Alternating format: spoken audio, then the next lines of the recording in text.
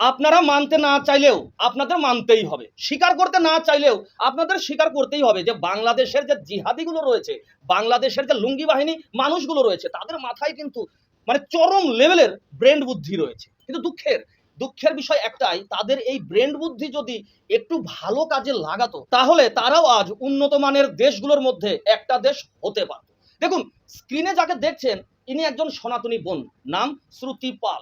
এই সনাতনী বোনকে প্রথমে ধর্ষণ করা হয়েছে, তারপরে এই সনাতনী বোনকে শ্বাসরোধ করে হত্যা করা হয়েছে।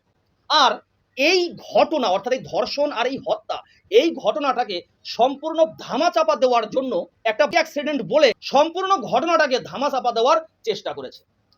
এই যে শ্রুতি পাল, তার বোনের মুখ থেকে সংক্ষিপ্তভাবে বিবরণটা একটু শুনুন, তারপরে আমি দুটা কথা বলছি।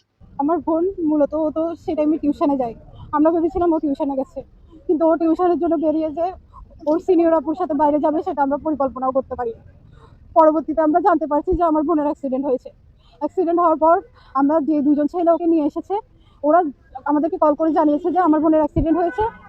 আমাদের বোনকে ফেনীতে ওখানে নাকি মিরেশ্বরাইয়ের ওখানে কোনো একটা হসপিটালে ভর্তি করানোর চেষ্টা করানো হয়েছে, কিন্তু পারেনি। চিটাং মেডিকেল নিয়ে আসছে। চিটাং মেডিকেল আনার পর আমাদেরকে বলছে যে কি চিটাং মেডিকেল আছে। এরপর যে ছেলেটি ফোন করেছিল সে বলেছিল যে কি আমি মিরেশ্বরাই আছি, আমি এর মধ্যেই চলে আসবো। মিরেশ্বরাই আছে বলেছে, কিন্তু অন দা ওয়ে সেটা বলেনি। পরবর্তীতে সে বয়ান পাল্টাচ্ছে যে কি আমি অন দা ওয়ে আসছি এরকম বলছি আপনাদেরকে, কিন্তু ও বলছে যে কি আমি মিরেশ্বরাই ওদের মোবাইল যাবতীয় সবকিছু নিয়ে আমার কাছে রেখে দিছি। একটা দোকানের সামনে ওদের এগুলো পাওয়া গেছে, কিন্তু ওখানে কোনো দোকানই ছিল না। আমাকে আমার বোনের কাছে নিয়ে যাওয়া হয়েছিল। প্রথমে প্রথমে বলেছিল যে কি তুমি মন শক্ত করো, তোমার বোনের কি হয়েছে সেটা তোমাকে দেখতে হবে। আমি যখন ওর প্রাইভেট পার্ট দেখতে যাই তখন পুরোটাই ফেতলানো ছিল আমার বোনের। এমনভাবে ক্ষতবিক্ষত করেছে ওরা, যেটা আমার পরিকল্পনারও বাইরে। আমার বোনকে ওরা নির্মমভাবে হত্যা করছে। ওকে শ্বাসরুদ্ধ করে মেরে ফেলা হয়েছে। ওকে পরিকল্পিতভাবে হত্যা করা হয়েছে। বিবরণটা শুনলেন, যা খুবই হৃদয় বিদারক এবং মর্মান্তিক একটা বিবরণ। আমার মাঝে মধ্যে জানতে ইচ্ছে করে বাংলাদেশে কি মানুষ থাকে না বাংলাদেশের জানোয়ারের দল থাকে। আমার মাঝে মধ্যে জানতে ইচ্ছে করে বাংলাদেশে কি আইন ব্যবস্থা আছে, বাংলাদেশে কি কোনো সরকার আদৌ আছে। যদি আইন ব্যবস্থা সরকার থেকেই থাকে তাহলে প্রতিনিয়ত প্রত্যেকটা দিন এই রকম ঘটনা কেন উঠে আসে। আমার জানা নেই যে বাংলাদেশে আসলে মানুষ থাকে কিনা, বাংলাদেশে কোনো আইন ব্যবস্থা সরকার আছে কিনা।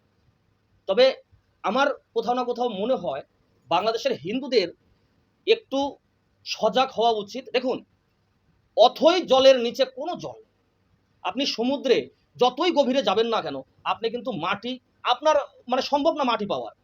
তো সেক্ষেত্রে বাংলাদেশের হিন্দুদের আর কত মার খাবেন আপনারা, আর কত মার খাবেন, আর কত মারা যাবেন। তার চেয়ে আমার যেটা মনে হয় এবার রুখে দাঁড়ান, এবার রুখে দাঁড়ান। দেয়ালে পিঠ থেকে গেলে তখন আর পিছে যাওয়ার কোনো রাস্তা থাকে না, তখন ঘুরে দাঁড়াতেই হয়, সামনের দিকে যেতে হয়। তাই আমার মনে হয় বাংলাদেশের প্রত্যেকটা হিন্দু ভাই বোনদের কাছে আমার আকুতি মিনতি, এবার রুখে দাঁড়ান, শক্ত প্রতিবাদ গড়ে তুলুন।